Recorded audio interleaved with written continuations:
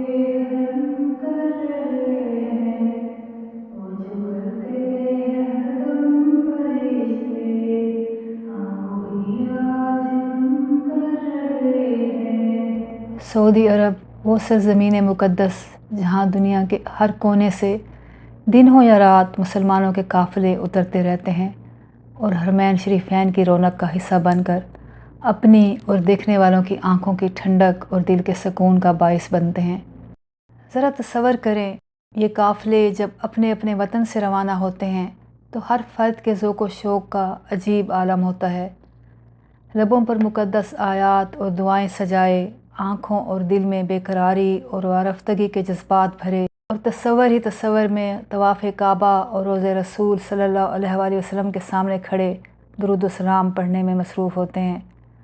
अब एक लम्हे के लिए सोचें कि ये परवाने, ये वारफ्तागान हरमैन शरीफैन जब अपनी मंज़िल मक़सूद पर पहुँचें और जो अरमान दिल में लेकर आए हैं कि अल्लाह और रसूल सल्लल्लाहु अलैहि वसल्लम के दरबार में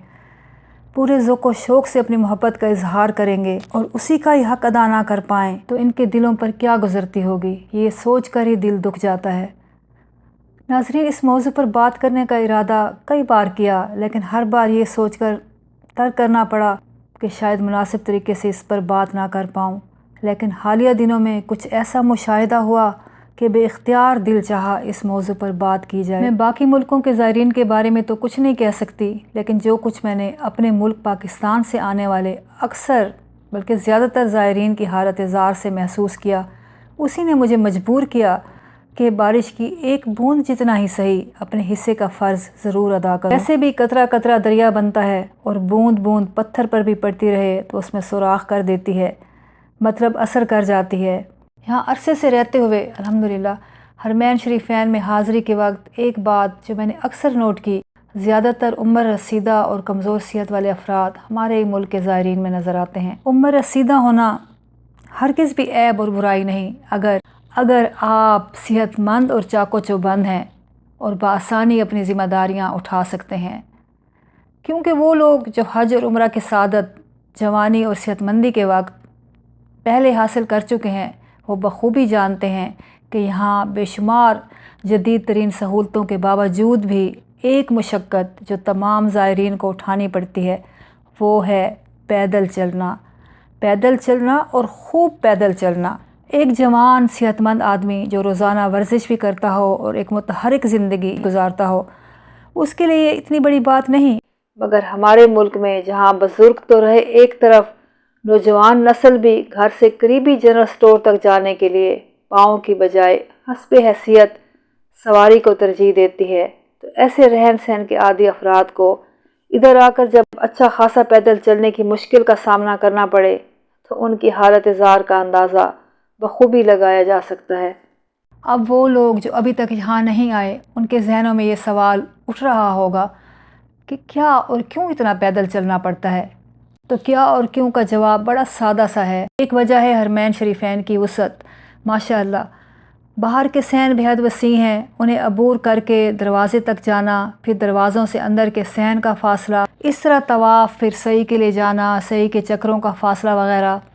अच्छा खासा चलना पड़ जाता है। दूसरी वजह हरमैन शरीफैन के आसपास ख़ुसूसन नमाज़ों के औकात में लोगों के हजूम की वजह से बस हो, टैक्सी हो या कोई भी सवारी हो तो वो आपको हरम के करीब नहीं उतार सकती, नामुमकिन होता है। तो लोगों के रश की वजह से काफ़ी दूर उतरना पड़ता है। और इसके साथ साथ ख़ुसूसन पाकिस्तानी ज़ायरीन की किस्मत में इजाफ़ी फ़ासले भी लिखे हैं।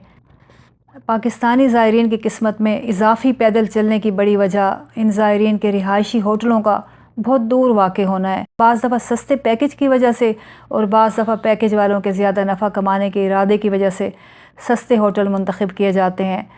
जो इसीलिए सस्ते होते हैं कि हरम शरीफ से बहुत फ़ासले पर होते हैं। अब पैदल चलने की ये पहली दो वजूहात ख़त्म करना तो हमारे बस में नहीं, तीसरी वजह भी बस में नहीं अगर बजट महदूद है।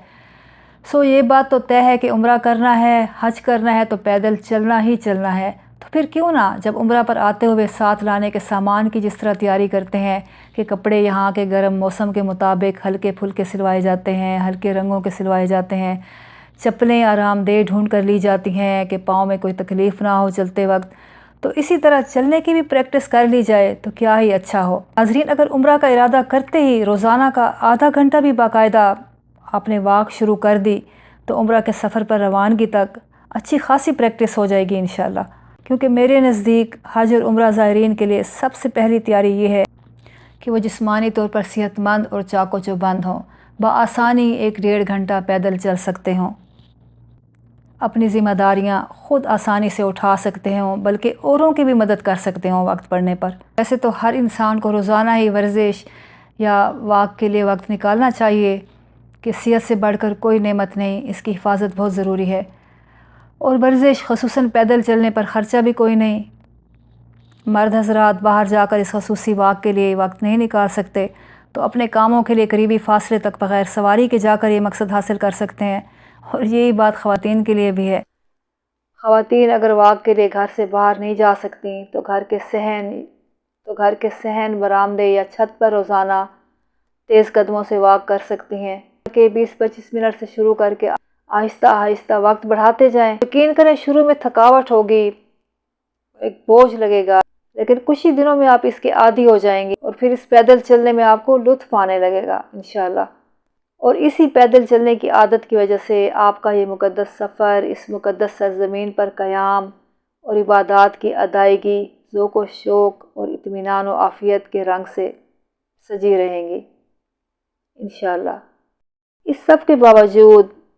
کچھ ایسے بھی خواتین و حضرات ہیں جو کئی ناگزیر وجوہات کی وجہ سے پیدل چلنے سے قاصر ہیں، معذور نہیں، لیکن 5-10 منٹ سے زیادہ پیدل چلنا ان کے بس سے باہر ہے۔ تو ایسے خواتین و حضرات کے لیے مشورہ ہے کہ ان کی اولاد سے درخواست ہے کہ وہ انہیں اکیلے صرف گروپ کے سہارے بھیجنے کی بجائے فیملی کے کسی جوان اور صحت مند مرد کے ساتھ بھیجیں کہ ادھر آ کر انہیں ویل چیئر کے ذریعے عمرہ کرا سکے، انہیں ویل چیئر کے ذریعے ہوٹل سے حرمین شریفین تک لا سکے، لے جا سکے، کہ ویل چیئر کی مدد سے اتنی دور سے لانا لے جانا ایک عورت کے بھی بس کی بات نہیں۔ چلتے چلتے ان بچوں سے یہی گزارش ہے جو بڑے شوق اور فخر سے اپنے والدین کو اپنے خرچے پر عمرہ یا حج کے لیے روانہ کرتے ہیں اور خوش ہوتے ہیں کہ انہوں نے جنت کما لی، لیکن یاد رکھیں آپ کے والدین اب عمر کے اس دور میں ہیں جب ان مادی اشیاء کے ساتھ ساتھ انہیں ایک مضبوط انسانی سہارے کی بھی ضرورت ہے۔ بالکل ویسے ہی جب آپ 2-3 سال کی عمر کے تھے تو والدہ آپ کے سامنے پلیٹ میں کھانا رکھ کر چلی نہیں جاتی تھیں، بلکہ آپ کے پاس بیٹھ کر بہت پیار سے آپ کے منہ میں نوالے ڈالتی تھیں اور ساتھ میں خوشی خوشی آپ کا منہ بھی صاف کرتی جاتی تھیں، اور والد آپ کو لڑکھڑاتے قدموں سے اپنی طرف آتا دیکھ کر فوراً آگے بڑھ کر گود میں اٹھا لیتے تھے کہ کہیں گر کر چوٹ نہ لگ جائے۔ اس کے ساتھ ہی اجازت چاہتی ہوں، شاید کہ تیرے دل میں اتر جائے میری بات۔ اللہ حافظ۔